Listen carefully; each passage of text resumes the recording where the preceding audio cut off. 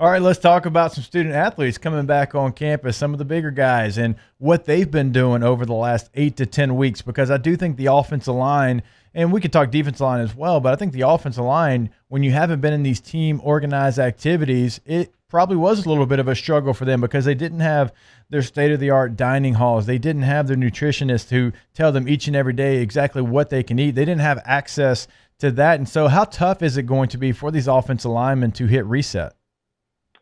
I think it depends on what you've been doing, Jacob. I do think it will be the most difficult position group to get back to normal. The problem is a lot of these guys have just they're not going to have been doing the conditioning that they're supposed to be doing. Now, if they're supposed to run 10 110s and 550s and 10 10s as far as sprints, yeah, they've been doing it, but they've been taking longer breaks in between, or they hadn't been hitting their times, whatever. And they've kind of been like me. They've been eating like crap for most of this whole deal anyway. So if you've gained some of that weight or you're just not in the condition that you need to be in, well, what do you have to do to get that off or to get back into shape? You got to run, you got to go work, you got to condition. Well, when you're having a condition like that, that prevents you from being able to get stronger. And a lot of these guys haven't had access to the weights. Anybody can go out and run. I can go in my street and run, but most of these guys have not been able to lift because they haven't had access to the kind of equipment that they've needed. So strength is going to be of emphasis because they probably lost a lot, and that's what you're going to have playing in the trenches in this league. Well, you're not going to be able to get a lot stronger if you're having to go out and try to get a couple extra pounds off every day or try to improve your conditioning times. So that's a conundrum that a lot of strength coaches will be hit with, and a lot of these offensive linemen will struggle with is they may be going in there and working, and they may be going in there and giving great effort, but you're not going to get any stronger if you're having to do extra conditioning work. Your body's just not going to allow it. No, there's no question. And, outside of conditioning, as far as getting back into the football shape and doing bag works and drill work, we know they can't do that right now. Is film time and, as a group, film time going to be relied on more now than ever as far as, getting your mind back to where you're supposed to be and what you're doing? Yeah, I think some of the Zoom film stuff that these guys have been doing, I really do believe that conceptual football learning will have a big uptick in that as far as college football is concerned. Now, how much are we going to see it on the field? We won't really be able to tell that. We'll have to have coaches probably explain that to us or certain players tell us about it. But we get stuck in our own little bubbles. Like, Richard, you did what you had to do as a tight end. Like, you knew what outside linebacker you had to block or what defensive end you had to combo up to and what linebacker that was going to be and how that could change. Like, when Jacob was playing fullback, he knew what inside linebacker he was going to key on, and he knew he was going to block because he did so much blocking when he was lined up in the backfield playing fullback there at LSU. So he was the big blocker. He knew, how he was going to block and pick those guys out. We get trapped in our little bubbles. Like the left guard knows to do what the left guard's got to do. He doesn't know what the right tackle and right guard are doing half the time. I mean, if it's inside zone left, he knows they're all taking the same step. But I think if you're talking about some gap scheme runs, especially protection stuff, I think conceptual learning can help almost every position coming out of this. And they've had the time to be able to do it. What else are you going to do? They've been able to meet. They've been able to watch film. And I think having a better understanding of what an entire defense is doing. If you're playing offensive line or tight end or running back, what is the entire defense doing as opposed to the two or three guys that fall under the umbrella of your responsibility? I think that could actually pay big benefits for some of these players. Catching up with Cole Cubelic here on Hangin with Hester. Cole, let's talk about some of the LSU offensive linemen. A guy like Chasen Hines, I want to ask you this question because you played center in our league for a very long time. He has started games at left guard. He played against Georgia in 2018. He is now taking over for Lloyd Cushenberry at the center position. Well, the center position to me is completely different than any other place on the offensive line. And as you well know, pointing out Mike's, if you're playing a 3-4 defense, you've got that zero nose right in front of you who 9 times out of 10 is going to outweigh you. What are the challenges when you move over? And this is a guy that started out at defensive line. Then he moves to left guard. Now he's playing center. He had an entire year behind Lloyd Cushenberry to sit. What challenges does Chasen Hines face? I think the first challenge for him is just going to be communication, leadership. And we talked about being in that bubble. Sometimes it's easy to just forget that you have to assign everybody else the point linebacker, the Mike linebacker. You have to assign everybody else when a protection scheme changes, and maybe who's going to be hot or who's going to be your responsibility in certain protection schemes. You make the calls and set the blocking schemes. It's easy to forget all of that. It's easy to say that to yourself. and not say it and echo it where everybody else can hear it at times when it needs to be said. He understands the speed of the game because he's played.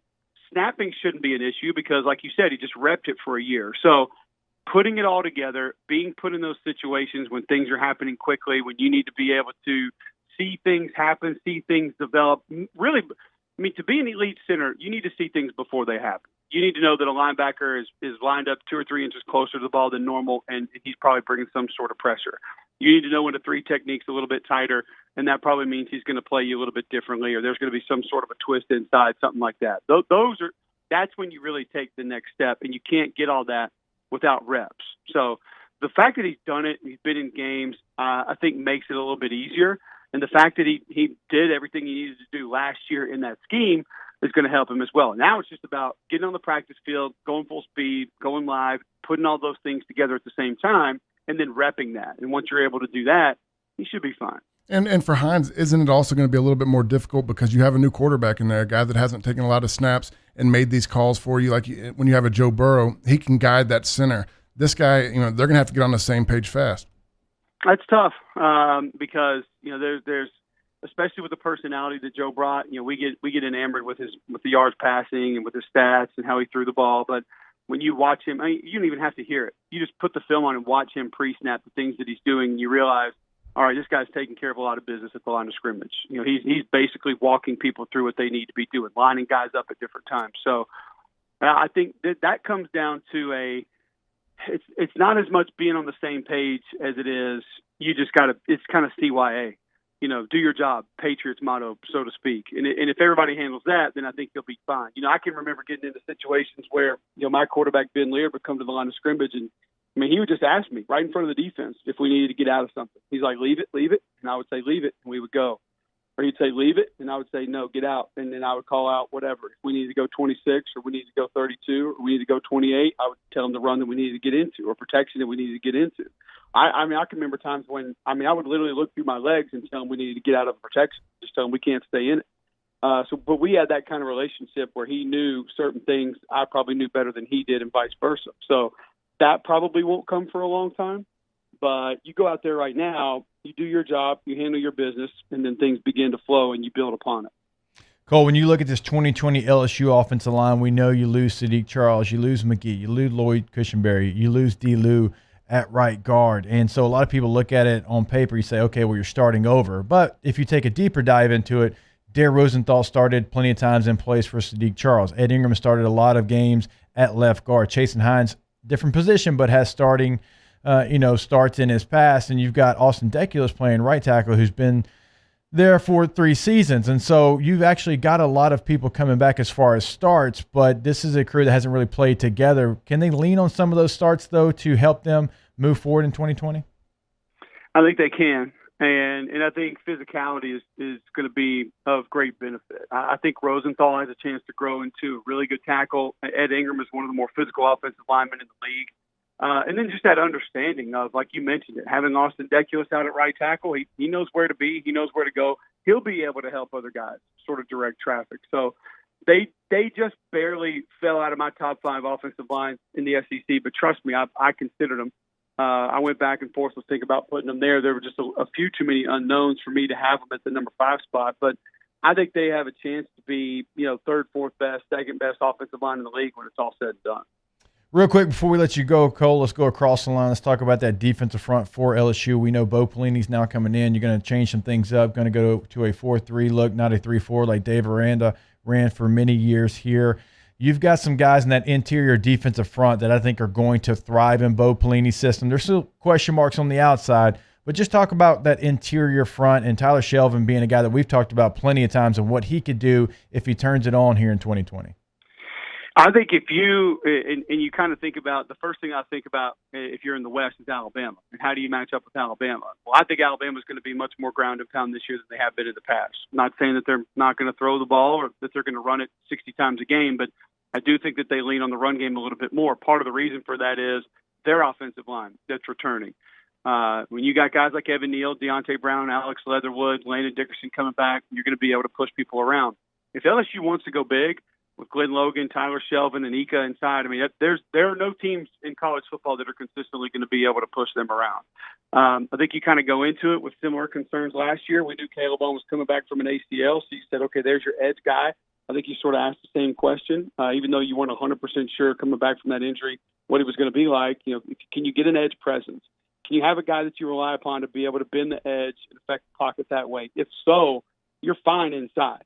And I actually think I have more confidence in the linebacker group than a lot of other people do. I don't think that'll be as big of an issue, but you build championship teams from the inside out. I believe that. And the inside of that LSU defense is championship caliber. All right, he is Cole Cubelic, does a fantastic job for ESPN, SEC Network, Sirius XM Radio. You can also catch him on Jocks there in Birmingham. Cole, always appreciate it, brother. Thanks, fellas.